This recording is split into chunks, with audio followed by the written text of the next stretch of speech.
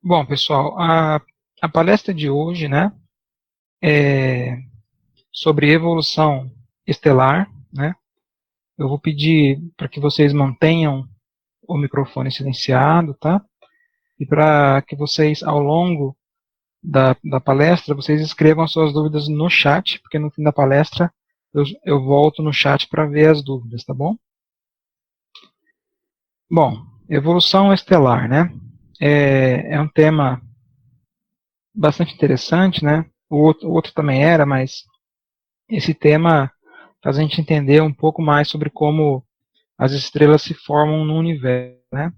E por que existem tantos tipos de estrela, de tantas cores, né? Como é que elas são classificadas, enfim, tá?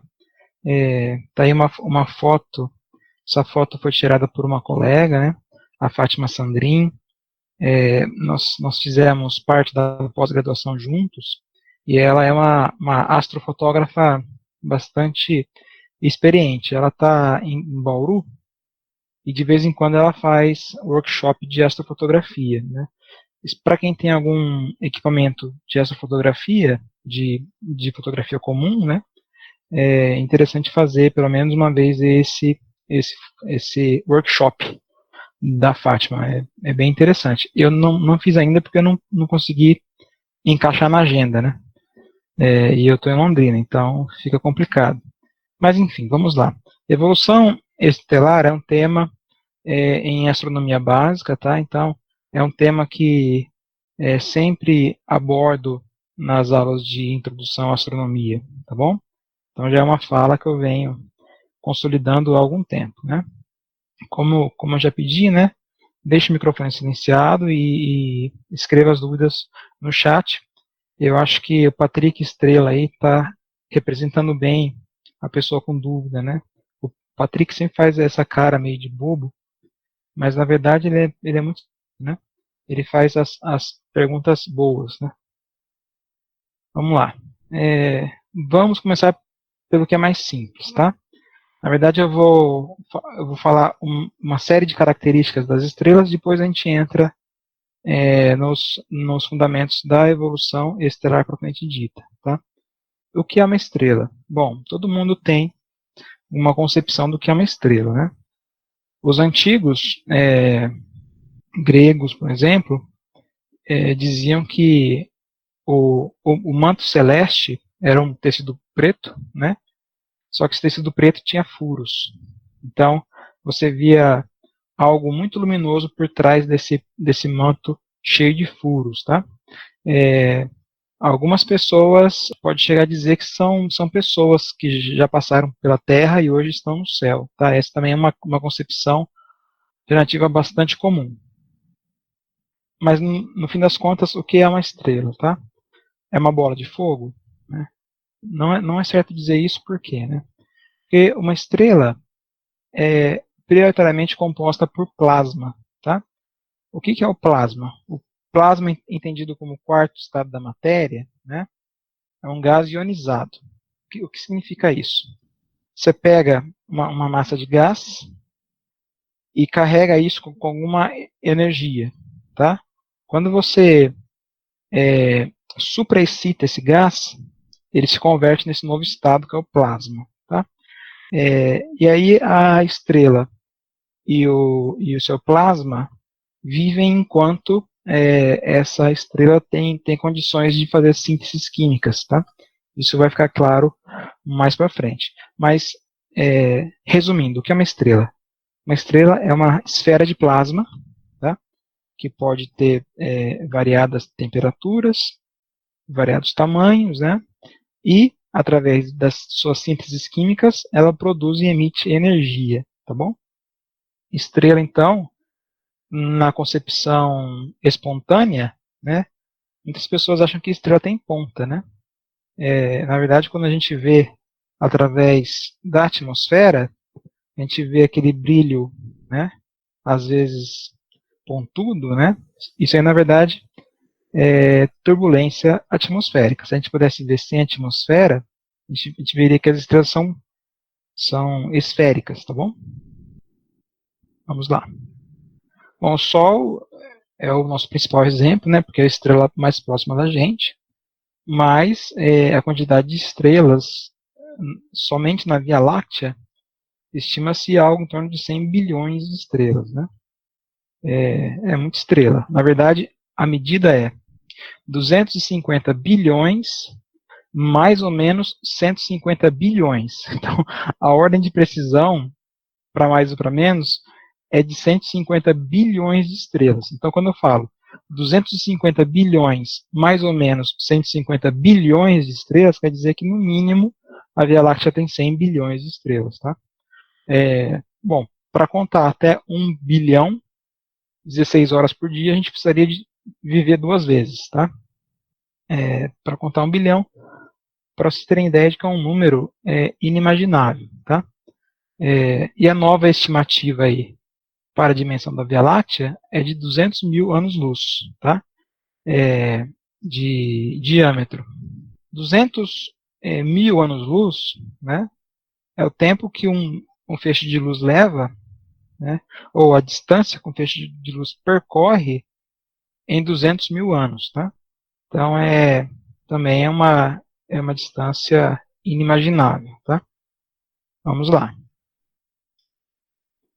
Bom, então antes de a gente entrar no tema propriamente dito de evolução estelar, vamos falar de algumas características dessas estrelas. Tá? A gente vai falar de cor, brilho, massa, volume, temperatura, qual é a relação entre essas características. Tá? Vamos lá. Né? Eu não sei se vocês já perceberam, as pessoas estão cada vez menos olhando para o céu, tá? Mas quando a gente olha para uma noite escura, sem lua, principalmente, né, a gente percebe que algumas estrelas têm cores diferentes. Tá? A maioria delas num tom azulado, né, mas a gente percebe algumas estrelas vermelhas, né, alaranjadas, talvez. Né? Por que isso acontece? Tá bom? Isso é somente por causa da temperatura da estrela e não a temperatura total, mas a temperatura na cromosfera. Tá? A cromosfera da estrela é a estrutura que a gente enxerga. Depois da cromosfera para fora, você tem, por exemplo, a fotosfera. Essa é ofuscada pela cromosfera. Tá? Então, por exemplo, a nossa estrela, o Sol, ele está num espectro G. Tá? Aí o G é entre 5.000 e 6.000 Kelvin. Tá? E você tem estrelas aí com a cromosfera mais fria, que é o espectro M. Tá? Então você tem entre 2.500 e 3.500 Kelvin na cromosfera. Tá? Então, o espectro O são as estrelas de cromosfera mais quente, são as mais azuladas. Tá? Ok, mas entre 28 e 50 mil Kelvin, para uma estrela, ainda é pouco. Porque você pega, por exemplo, o Sol. O Sol ele está no espectro G entre 5.000 e 6.000 Kelvin na cromosfera. A parte interna de núcleo são 15 milhões de graus Kelvin. Tá? Então, mas o que interessa para nós é essa cromosfera, que é a parte que a gente vê, que é a parte que confere a cor da estrela. Continuando. Então, eu vou dar um exemplo aqui. Ó. Essa é uma constelação bastante conhecida, a constelação do Órion, né? O Caçador. Então, você tem estrelas de classe espectral M, por exemplo, a Betelgeuse, né? Os astrônomos esperam que exploda, né? Logo, no próximo milênio, talvez. E aí você tem outras de classe B e O, que são as azuladas, né? Ainda comentando sobre algumas características. Tá? Qual é a maior estrela conhecida? Qual a sua dimensão? Né? Quantas vezes maior seria o seu diâmetro em relação ao diâmetro do Sol? Tá? Bom, o Sol, é claro, né? Aparentemente é a maior estrela porque ele está muito perto da gente. Né? Mas essa distância Terra-Sol, o que a gente atribui o valor de 150 milhões de quilômetros, tá? a gente chama isso de uma unidade astronômica, uma UA. Uma unidade astronômica é a distância Terra-Sol, 150 milhões de quilômetros, tá? A outra estrela mais próxima da gente, depois do Sol, é a Próxima Centauri, né? Fica longe de 4 anos-luz de distância. 4 anos-luz faz esse valor aqui, ó. Deixa eu contar para não errar. 1.000, milhão, bilhão. 37 trilhões, 843 bilhões e 200 milhões de quilômetros. É 253 mil vezes mais distante que o Sol. Aí você fala, mas é a próxima estrela. É a próxima estrela, a estrela vizinha. Tá? Está 253 mil vezes mais distante que o Sol. Certo. Ou seja, 253 mil unidades astronômicas. Então, qual é a maior estrela conhecida? Né? Aquela que é a Próxima Centauri é a mais próxima, né?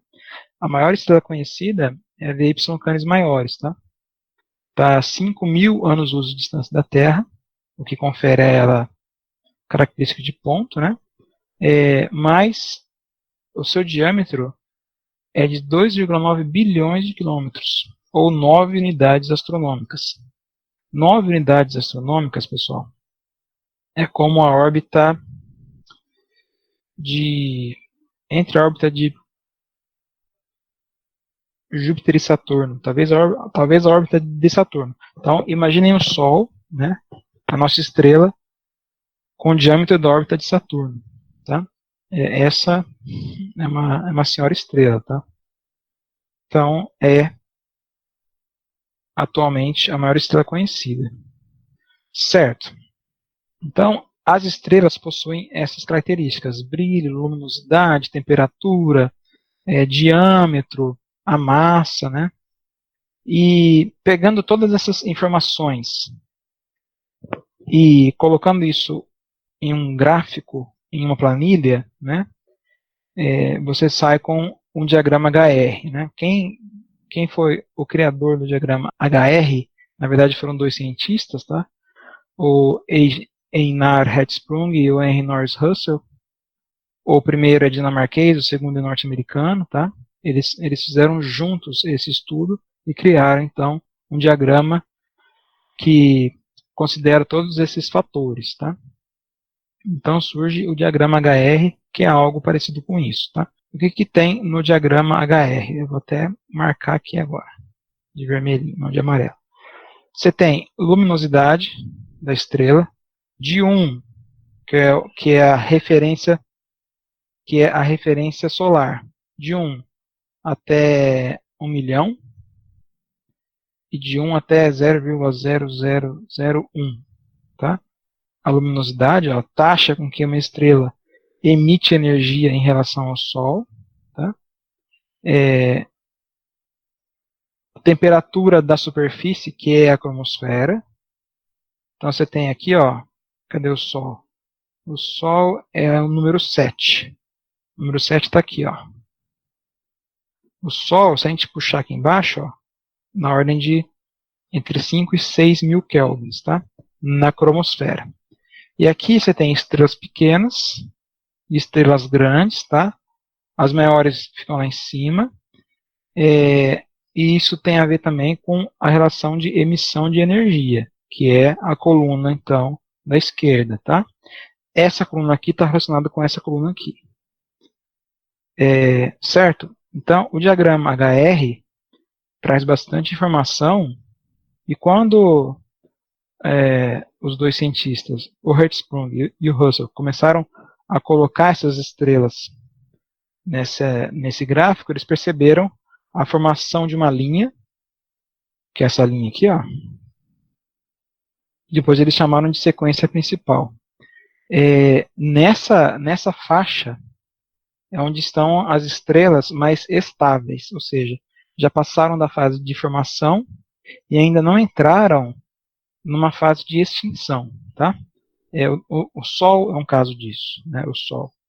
Então, como o Sol está na sequência principal, a gente pode ficar tranquilo com ele ainda, tá? Ele tem ainda bastante combustível para queimar.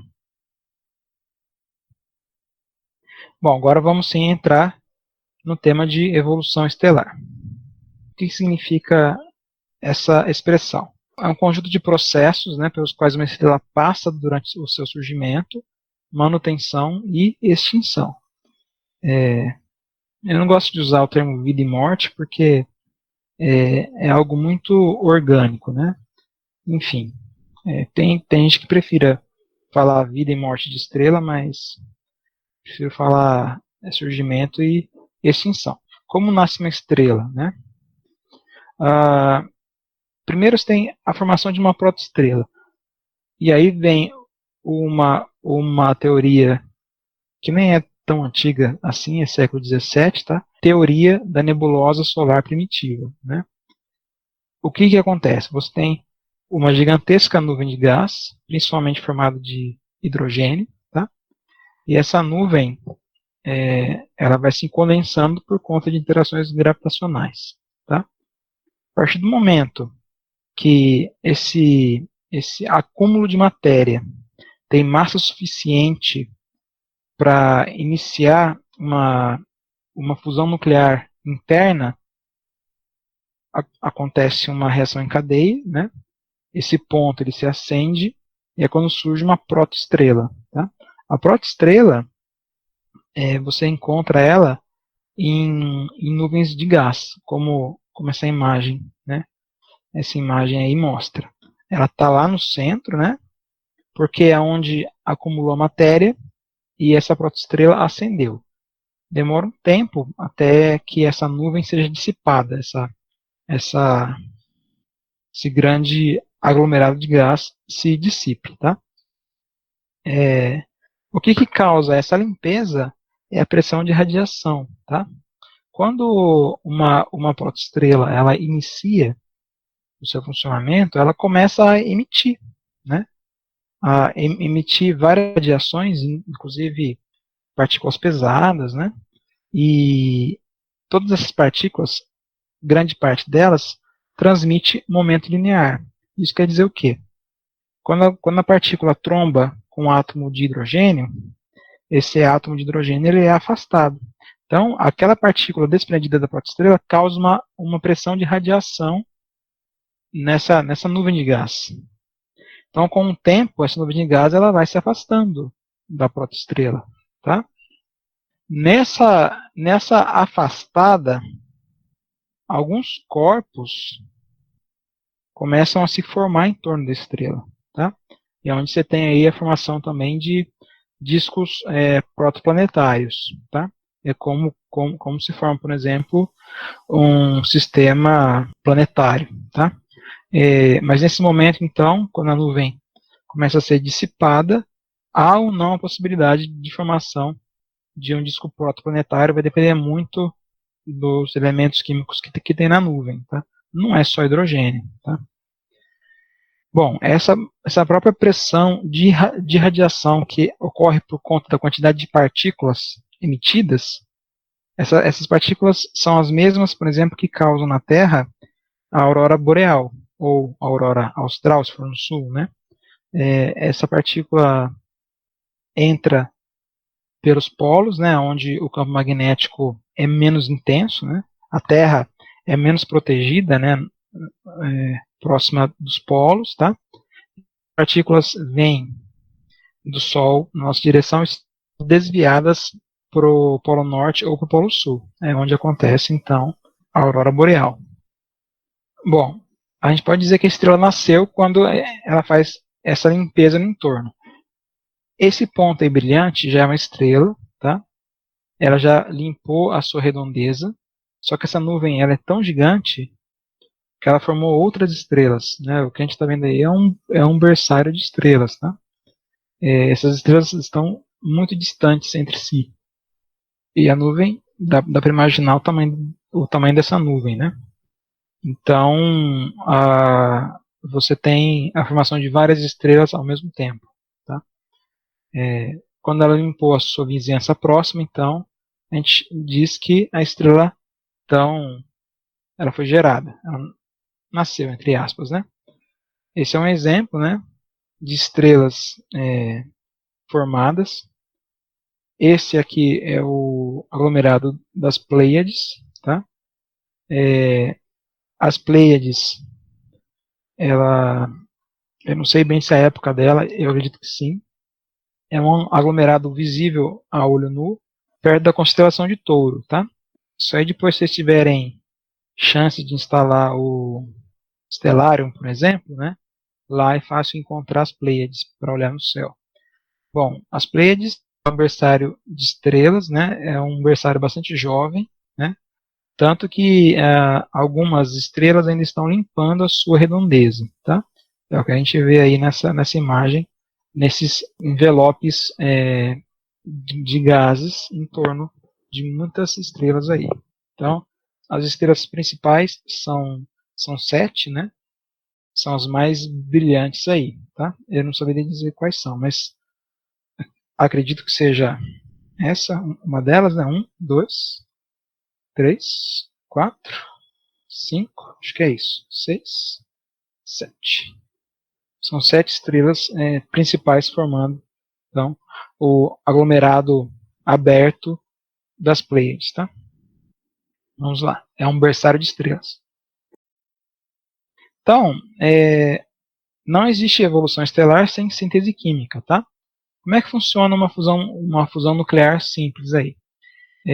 Você pega 4 átomos de hidrogênio e no fim do processo você tem um hélio, 2 pósitrons. O pósitron é o antielétron, tá? É o elétron com carga positiva, no caso. 2 neutrinos e libera energia na forma de luz, né? E calor. Lembrando que o hidrogênio é um próton e um elétron, né? E o hélio tem 2 prótons e 2 elétrons, tá? Você também tem os isótopos desses elementos químicos. Você tem o prótio, o deutério e o trítio, que são isótopos do hidrogênio. E você tem o hélio 3, o hélio 4, que são isótopos do hélio, tá? O prótio é um próton e um elétron. O deutério é um próton, um nêutron e um elétron, né? E assim vai. O trítio são 2 nêutrons e um próton, tá? Isso é interessante entender, porque quando você faz uma análise estequiométrica das fusões nucleares, né, você percebe que tem a formação desses isótopos aí, tá? E o hélio 3 e o hélio 4 são diferentes do hélio 2, que é o hélio básico, né? Vamos lá. Vamos entender o que acontece. Então você tem aqui, ó, 2 prótons, aqui eu vou ver a parte de cima, tá? Ó. 2 prótons se fundem e liberam um pósitron, que é o elétron de carga positiva, tá? Um E+, e emite um deutério, tá? O elétron, um elétron solto, colide com o pósitron, emitindo luz, que é o fóton. Dessa primeira reação aqui, ó, você também tem a liberação de um neutrino. Outro próton, tá vendo que é uma reação em cadeia, né? Outros prótons colidem com o deutério para formar o hélio 3. Aí o hélio 3 colide com outro hélio 3 para emitir próton, hélio 4 e outro próton, tá? E assim vai, tá? Então a gente tá convertendo nessa fusão nuclear o prótio, que é o isótopo de hidrogênio, a gente está convertendo hidrogênio em hélio. É exatamente o que o Sol está fazendo agora. Você também, além do ciclo aqui, ó, hidrogênio-hélio, você tem o ciclo CNO, que é carbono, nitrogênio e oxigênio, tá? Nossa estrela não tem condições de fazer esse ciclo. Você precisa de estrelas mais massivas para fazer esse ciclo. Na verdade, a nossa estrela ela vai ainda queimar o hélio em carbono e depois não vai ter massa suficiente para seguir com o ciclo CNO, tá bom? Você precisa de muita massa para fazer a fusão desses átomos mais pesados, tá? Então, o que a cadeia é, ó, carbono mais hidrogênio libera nitrogênio e raio gama, né? radiação gama, que é uma radiação pesada, né? Aí você tem nitrogênio decaindo para carbono, pósitron e neutrino, né? E assim vai, carbono, aí pega, ó, antes era carbono, ó, 6,12. Aí ele foi para 6,13. Aí o 6,13, ó, volta a ser o 6,12. Tá vendo? É o que a gente chama de reação em cadeia, no caso. Esse E mais aqui é o pósitron, tá? Esse pósitron sempre vai contribuir depois para outras interações, tá? Neutrino e a radiação gama. Certo. Então, uma estrela ela tem uma vida bastante conturbada, né? É um cabo de guerra, realmente. Você tem uma pressão que é térmica, que vem do núcleo. O núcleo está, na verdade, tentando ejetar as camadas externas da estrela. Ele está empurrando para fora, tá? E você tem uma pressão gravitacional, porque uma estrela é um objeto muito massivo, tá? E aí essa estrela está sendo comprimida pela interação gravitacional, ao mesmo tempo que a pressão térmica tenta expandir. Então é esse constante cabo de guerra, né, que deixa a estrela estável. Tá? Então você tem um equilíbrio hidrostático, e enquanto existir esse equilíbrio hidrostático, as coisas ficam em paz. Tá? Quando esse equilíbrio hidrostático acaba, é quando a estrela acaba. Tá? Como é que isso acontece? Né? Quando a síntese acaba principalmente. Tá? No caso do Sol, por exemplo, o Sol ele não vai conseguir fazer fusão de carbono. Né? Ele não tem massa para isso. Então, após ele queimar a sua reserva de hélio, ele vai se extinguir. Tá? Outras estrelas, né, conseguem fazer por conta da quantidade de massa. Tá? E o resultado da extinção da estrela depende basicamente da massa da estrela. Tá? Vamos lá. A nebulosa planetária, para massas solares aí, entre meia massa solar e até 8 massas solares, né, o que acontece? Essa estrela ela expande porque a pressão térmica interna está vencendo a pressão gravitacional, tá? Ela começa a expandir e, em um dado momento, ela retrai, deixando as camadas externas para fora. Tá? As camadas externas da estrela são ejetadas. O que te sobra ali no meio depois é uma anã branca. Tá? No caso aqui, ó, todas essas imagens de nebulosa planetária, você tem uma estrela bastante brilhante lá dentro. Tá? As anãs brancas, depois elas vão com o tempo perder energia até se dissipar, né? Não ter mais energia e vão se apagar. Tá? Esse é um exemplo aqui, né, a nebulosa do olho do gato. Né? A beleza desses objetos é que nenhuma nebulosa é igual a outra. Tá? Elas podem até ser parecidas, mas não tem nenhuma igual a outra. E essa formação diferente uma da outra depende muito de como é que o campo magnético dessa estrela ela se comporta no fim da sua existência, tá? Bom, aí para massas solares maiores do que 8, né, você tem uma supernova. A supernova, na verdade, é uma explosão. A pressão interna, que é térmica, ela vence a pressão gravitacional muito bruscamente, tá? E a estrela explode. Né? Você tem um relato chinês de mais ou menos 1.100 anos, que, segundo o pessoal que estudou esse relato, né, e olhando para uma posição no céu, os astrônomos acreditam que tenha sido a explosão de uma estrela onde fica hoje a nebulosa do Caranguejo. Tá? Os astrônomos da época diziam que o ponto era bastante intenso, a ponto de você conseguir ler à noite, enfim.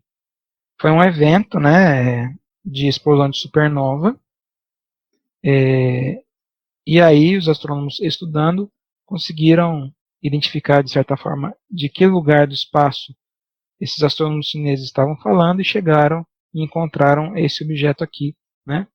Virou uma nebulosa, né? Do tipo H2 de emissão, né? Então é uma nebulosa ainda bastante energética, tá?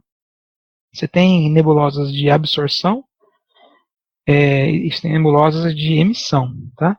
Essas nebulosas de emissão, elas são mais, assim, visíveis, né?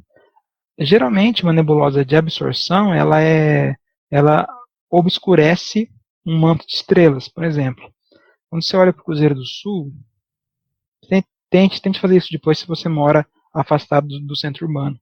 Quando você olha para o Cruzeiro do Sul, imagina a cruz em pé, né? O Cruzeiro do Sul em pé. No canto inferior esquerdo, parece que tem uma mancha preta. Aquela mancha preta a gente chama de saco de carvão, né? Mas na verdade ela é uma nebulosa de absorção, que as estrelas de fundo, existem estrelas por fundo dela. Só que a luz daquelas estrelas não passa porque aquela luz ela é absorvida por essa nuvem, por essa nebulosa de absorção, tá? Mas depois tentem ver isso. Olhem para o Cruzeiro do Sul num céu sem lua, principalmente, e afastado do centro urbano, tá? Pois bem, quando uma supernova detona, né, ela pode deixar uma estrela de nêutrons para trás, tá? Uma estrela de nêutrons é isso mesmo, são nêutrons. São nêutrons amontoados, né, com um forte campo magnético e dependendo, né, da quantidade de massa, tem uma ejeção, né, de radiação pelos polos, tá? E aí você tem o pulsar, que é uma estrela de nêutrons, assim, com campo magnético intenso, mas não tão intenso, e o magnetar, que é 100 vezes o campo magnético de um pulsar, tá? O campo magnético é mais intenso no caso do magnetar. O interessante dessa estrela de nêutrons é que ela é bem periódica, né? Se ela está precessionando, aquela emissão de radiação, quando ela aponta para nós, a gente consegue captar um pico de radiação. A gente consegue ver que essa estrela está precessionando periodicamente, tá? Acontece que já foram descobertos planetas em torno de estrelas de nêutrons, porque essa periodicidade era abalada pela órbita de corpos massivos em torno dessa estrela de nêutrons. Então, o uso de estrela de nêutrons também dá para você investigar se existem exoplanetas em torno dela. Tá? Por quê? Porque essa precisão desse eixo, né, por onde escapa a radiação, é bastante constante. Tá? E aí acontece que a gente consegue ver se tem algum objeto em torno dela. Bom, para massas solares maiores que 25, né, ocorre uma supernova, porque é muita massa, né, ela explode, depois um buraco negro, né, teoricamente, tá, é o que se espera de uma estrela de massa maior que 25 vezes a massa do Sol, né. Nosso Sol não vai virar buraco negro, vai virar uma nebulosa planetária, tá, mas enfim, o buraco negro, né, ocorre dessa forma, quando você tem muita massa e a massa colapsa em si. E o que viria a ser um buraco negro? Bom, isso é uma concepção artística. Tá? Quando Einstein escrevia sobre gravidade, e a teoria da relatividade é uma teoria sobre gravidade também, tá? Ele fez cálculos e os cálculos levavam à existência de um objeto que ele não estava muito na fé que acontecesse isso de verdade, tá? Ele não imaginava que a natureza pudesse fazer esse tipo de coisa, apesar do cálculo dele ser preciso, né? Ele previu a existência desses objetos, mas não botava muita fé não, tá? Um astrônomo chamado Schwarzschild, ele escreveu uma equação que dava resposta ao que o Einstein não estava querendo acreditar, tá? E Einstein olhou para aquilo, não botou muito crédito, porque ele imaginava realmente que, apesar de ter uma solução matemática, para Einstein não era muito claro que a natureza pudesse fazer isso, tá? Mas o Schwarzschild estava certo, né? Existe o raio do Schwarzschild, né? O que viria a ser o raio de Schwarzschild? O raio de Schwarzschild ele serve justamente para entender como é que se forma um buraco negro, tá? Aqui eu peguei um post bastante interessante. Essa incrível pequena Terra está na escala do próprio tamanho da Terra para o raio de Schwarzschild. Tá? O que isso significa? Se você pegar o planeta Terra inteiro, imagina, com tudo, né? E comprimir até o tamanho de uma búrica, você atinge o raio de Schwarzschild. Você coloca a massa da Terra inteira numa búrica, você tem um buraco negro. Tá? Então, para você satisfazer o raio de Schwarzschild, tem que ter muita massa num ponto bastante reduzido. Tá? Seria reduzir o planeta Terra a uma noz. Aí você forma um buraco negro pequenininho, tá? do tamanho de uma noz. Mas esse é o tal do raio de Schwarzschild. Certo. Vocês já devem ter ouvido falar na expressão quasar, né? As pessoas confundem muito pulsar com quasar. Eu decidi trazer aqui. Na verdade, o quasar ele é formado em torno de um buraco negro supermassivo. Então, em algumas galáxias, você tem quasares no centro da galáxia. Como é que funciona um quasar? No centro galáctico tem tanta matéria que o buraco negro em si não dá conta de absorver tudo de uma vez. Então, enquanto ele faz esse processo, parte da matéria é jogada para fora da galáxia, né? Nos jatos de radiação que varrem centenas de anos-luz de distância. Tá? Você varre 100 vezes o diâmetro da própria galáxia, onde está o quasar. Tá? Então, é um jato muito expressivo. Tá? Depois vocês procurem imagens de quasares na internet. Essa é uma concepção artística, né, com certeza. Mas é por conta disso, tá? Não confunda quasar com pulsar. Pulsar é sim, pode ocorrer no fim de uma estrela, tá? Quasares não. Quasares são fenômenos que ocorrem no entorno de buracos negros supermassivos. Então, você precisa de um buraco negro que move galáxia, tá? Certo. O que é isso, né? Bom, essa imagem ficou bastante famosa, né, o ano passado. É um imageamento de um buraco negro. Tá? Na década de 70, quando os buracos negros foram comprovados, a gente não tinha formas de obter uma imagem. Tá? Isso aqui não é uma fotografia direta, isso aqui é um processamento. Na verdade, você tem inúmeros telescópios pelo mundo, capturando dados de radiação de uma região do espaço, e aí você tem um algoritmo para organizar esses dados e interpretar na forma de imagem. Tá? E você tem isso, surge isso. Tá?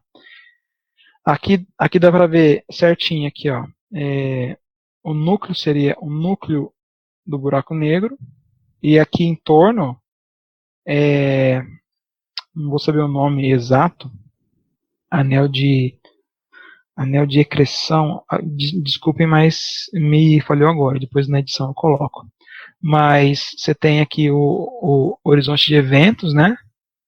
E aí você tem esse anel em torno, essas marcas mais luminosas provavelmente são estrelas sendo ingeridas, né, pelo buraco negro, tá?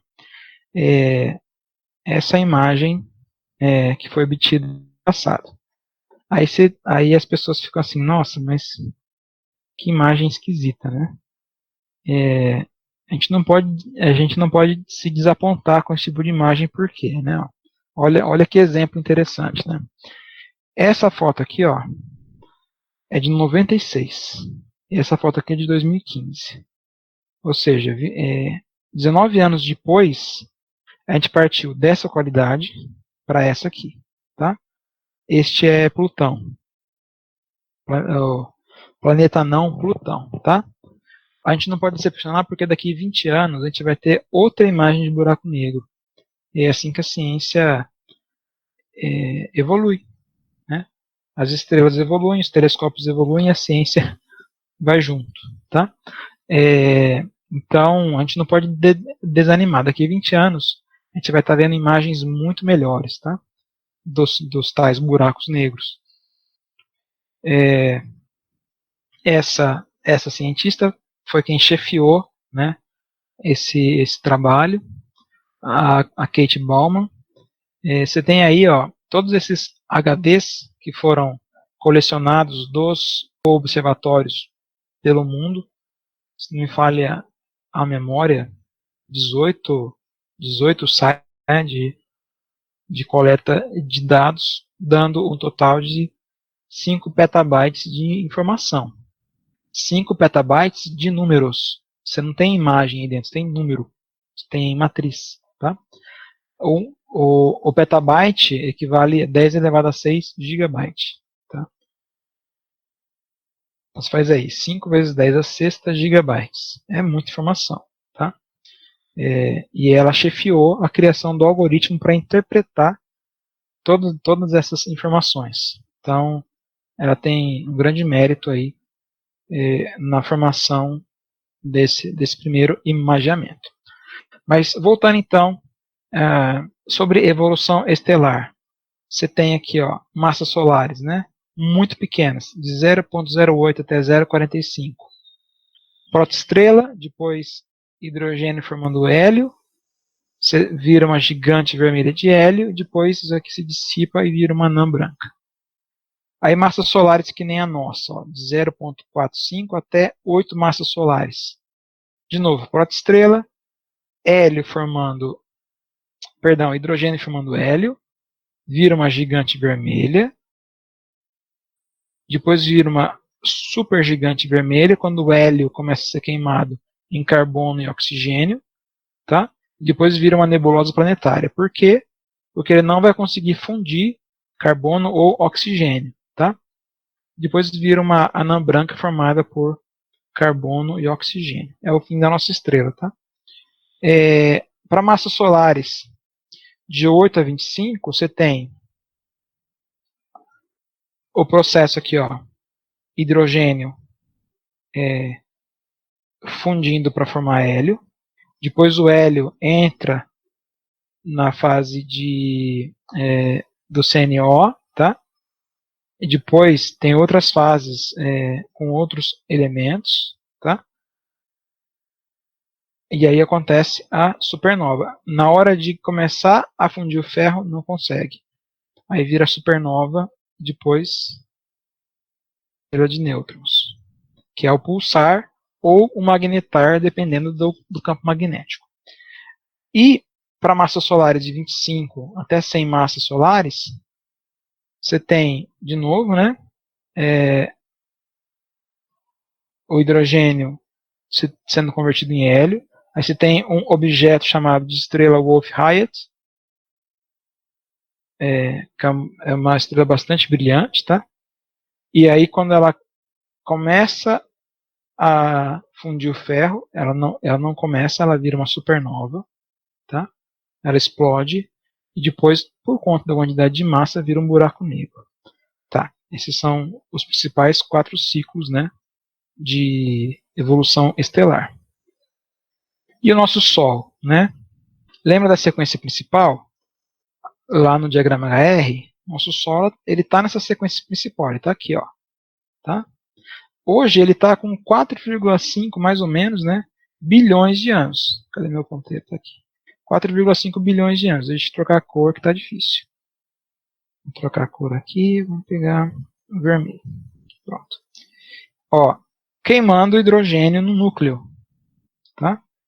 Esse hidrogênio ele vai sendo queimado do núcleo até a superfície. A hora que chegar na superfície queimando hidrogênio, o núcleo vai começar a queimar o hélio, tá? Ó, aqui, ó, quando ela começar a virar uma gigante vermelha, ó, queimando hidrogênio na camada em torno do núcleo, na concha em torno do núcleo. Aí com 12,2 bilhões ocorre o flash do hélio, ou seja, o hélio começa a ser queimado, tá? Ou seja, a gente está com 4,5, aí vai precisar de mais 7,5, né? De mais 7,5 bilhões de anos para praticamente o hélio começar a ser queimado, tá? Quando ela virar uma gigante vermelha, ó, perceba que ela saiu aqui da sequência principal e ela subiu no diagrama HR, quer dizer, ela sai de uma estrela, né, de uma estrela pequena para uma estrela gigante, tá? E aí você tem a supergigante, né?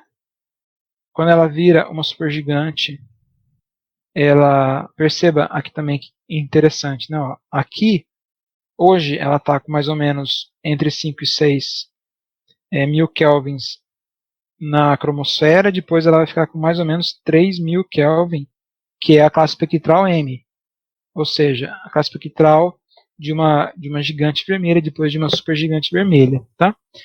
Aí, quando ela for uma supergigante vermelha, a partir daí ela começa a ejetar a sua camada exterior, virando então uma nebulosa planetária, né?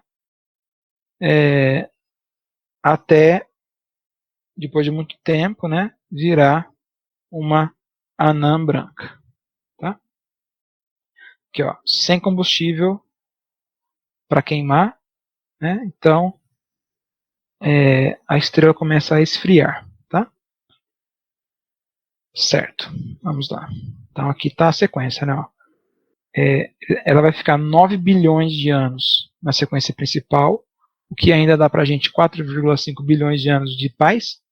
1 bilhão de anos vai ser uma gigante vermelha, depois 100 milhões de anos volta a ser uma gigante amarela, aí algo em torno de 10 mil anos ela vai formar a nebulosa planetária, tá? Depois vira uma anã branca. A nossa estrela vai ficar tudo isso de tempo, tá? Porque ela tem pouca massa. Aqui, ó, uma massa solar equivale mais ou menos a 10 bilhões de anos dentro da sequência principal, ou seja, uma estrela estável. Se você pega estrelas de massa maior, por exemplo, 20 massas solares, fica só alguns milhões de anos na sequência principal. Depois já sai, tá? Por quê? Porque quanto maior a massa, mais rápido os processos de síntese ocorrem. Você queima mais rápido. Queimando mais rápido, a estrela então extingue mais rapidamente, tá? E as estrelas pequenininhas, ó, podem ficar até 60 bilhões de anos, né, dentro da sequência principal, né, na paz, certo? Aí, ó, 35 massas solares já dá só 500 mil anos, né? Então, passa muito rápido, né? Para um tempo cosmológico, né? Aí eu lembro do Neil Tyson deGrasse que fala que para um experimento cosmológico ser bem sucedido, o cosmólogo tem que viver ao longo do experimento, né?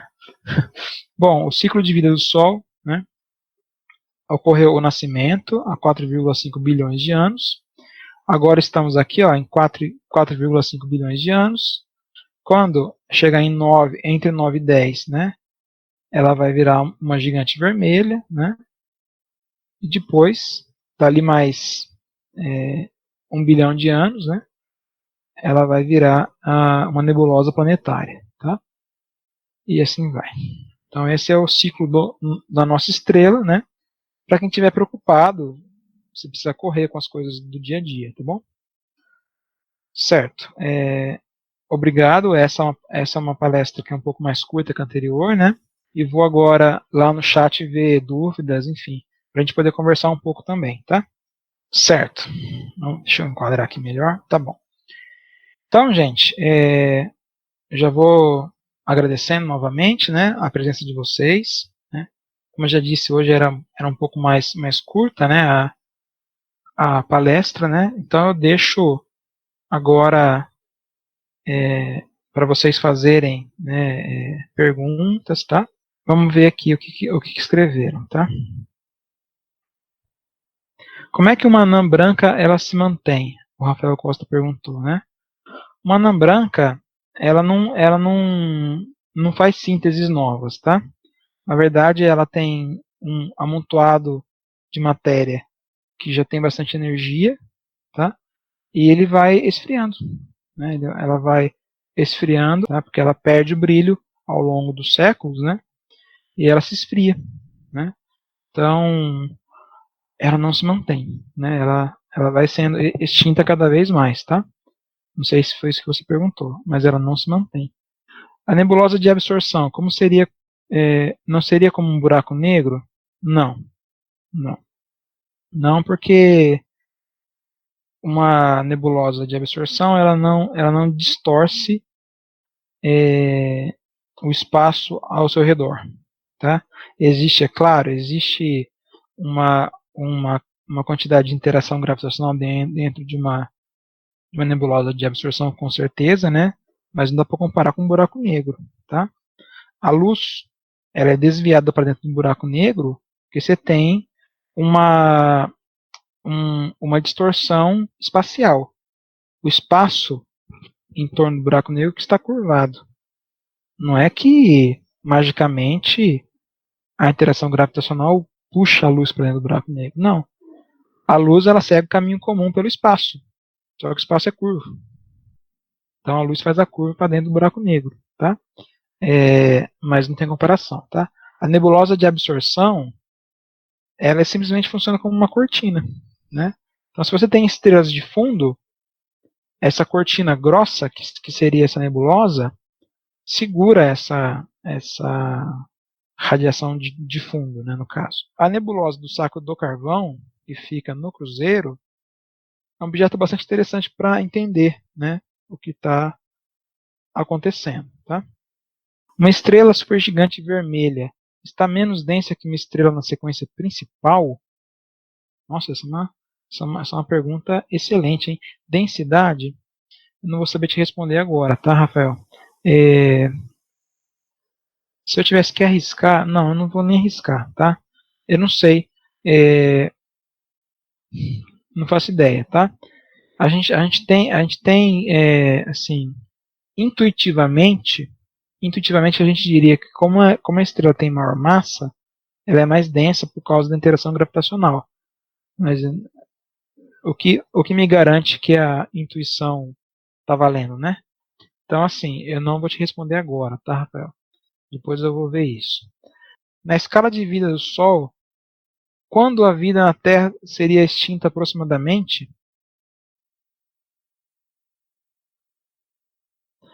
Eu me preocuparia com o ser humano primeiro, né? Em vez da estrela.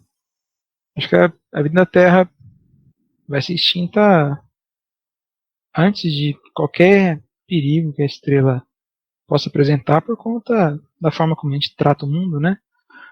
Mas enfim, pensando na escala, né? Pensando na escala de, de vida do nosso Sol, né? De processo de síntese do nosso Sol ele vai expandir para uma gigante vermelha por volta de 9 bilhões de anos. Nessa expansão, o raio dessa estrela vai até a órbita de Marte, mais ou menos. Tá? Então a Terra vai ser engolida. Tá? Aí a gente fica preocupado. Tá? Daqui mais ou menos 4,5 bilhões de anos. Eu não sei se o ser humano tem capacidade intelectual de sobreviver 4,5 bilhões de anos. Eu espero estar errado, né? Mas enfim. Quem sabe, né? Quem sabe até lá a gente já não está em outros mundos, né? Em outros planetas. Né? Vamos lá, vamos torcer, né? Ficar na torcida. Professor, uma coisa que eu fiquei imaginando Esses dias, quando eu estava estudando, o que ocorreria se o hidrogênio em Júpiter começasse a fazer fusão nuclear? Ela poderia virar uma estrela anã marrom, né?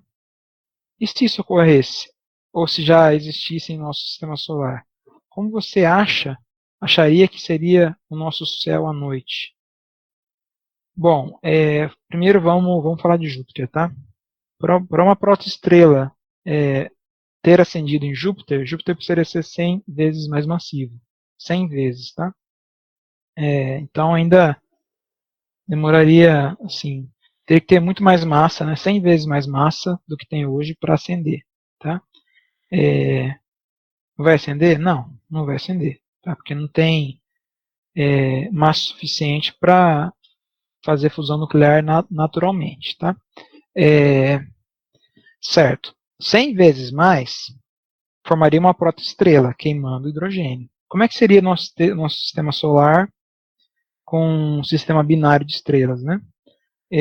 Existem sistemas planetários binários já. Já foram descobertos, né? Na verdade, as duas estrelas dividem um centro gravitacional e o sistema planetário gira em torno desse centro gravitacional, tá? Então, não é difícil imaginar, né? Tem duas estrelas no centro, orbitando entre si, né? Dividindo um ponto central, seria o centro de massa, e os planetas em torno dessas duas estrelas. Isso já tem. A gente já conseguiu ver isso, tá? É assim que seria nosso sistema solar, talvez, né? Os buracos negros no centro das galáxias que os possuem se formam a partir da fusão de estrelas ou se formam no processo normal? São teorias, né? Não dá para afirmar com certeza, tá? Mas existem movimentos, por exemplo, de canibalismo entre buracos negros, tá? A gente sabe que a população de estrelas mais próxima do centro galáctico são as estrelas mais antigas da galáxia. Pode ser que essas estrelas mais massivas formem buracos negros que acabam caindo no buraco negro central, tá? Mas são todos, não dá para dizer com certeza, né? Por isso que se estuda muito hoje buraco negro supermassivo, para entender realmente o mecanismo de formação desses objetos, tá? Tudo bem? Então, é um tópico um pouco mais avançado, tá? Há a chance de sermos atingidos pelos feixes de radiação de um magnetar de forma prejudicial para a Terra?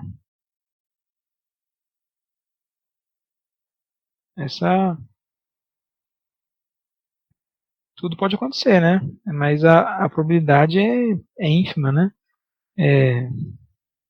E as coisas estão muito afastadas no universo todo, tá? E as coisas estão em contínua separação, elas estão ficando cada vez mais distantes entre si.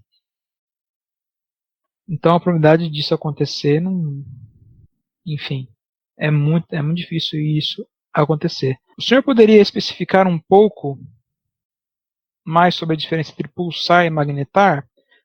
A diferença básica é o campo magnético. O campo magnético do magnetar ele é mais ou menos 100 vezes mais intenso que o campo magnético de um pulsar. Mas a constituição é a mesma. Tá? O que muda talvez seja a quantidade de massa, né? Gerando aí outros fatores para a formação desse campo magnético mais intenso. Tá bom? Mas bem simples aí a diferença entre eles. Certo. Os estudos dos buracos negros têm alguma relação com a tentativa de entender uma quarta dimensão? O que a gente sabe que tem, né? São 3 dimensões e o tempo. Tá? O tempo está sempre atrelado às 3 dimensões. A gente vive num mundo 3D e o tempo está atrelado a esse mundo 3D. Tá? Agora, quarta dimensão, por enquanto, não tem nada assim. Tá? Certo, gente. Como eu já disse, esse momento é mais para oferecer, né, para quem está em quarentena, né, e quem está assim sentindo os efeitos da quarentena, sentindo que não está estudando, que está parado demais, né, chance de poder conversar um pouco sobre essas questões, né, e sair um pouco, né, da paradeira, né. Se ninguém tem mais perguntas, então eu agradeço, né, a presença de todos e até a próxima, tá? Espero que tenham gostado e logo essa palestra vai estar no YouTube. E vocês ajudem na divulgação, enfim, tá bom? Um forte abraço, né, para todos e até a próxima. Me despeço aqui. Tchau, tchau.